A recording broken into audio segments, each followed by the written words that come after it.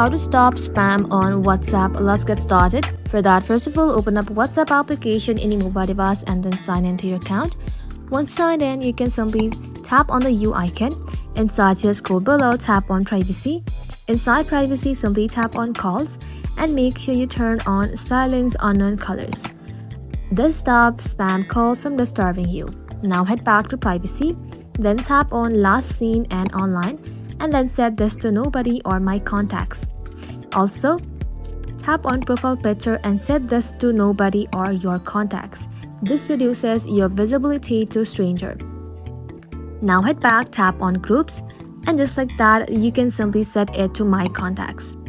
So only people you know can add you to the group. And finally, if someone still spams you, you can simply tap on your chat and just like that, block them. That's it guys, these settings will block and reduce most WhatsApp spams. Thank you all for watching. If this video was helpful, consider subscribing to our channel and liking this video.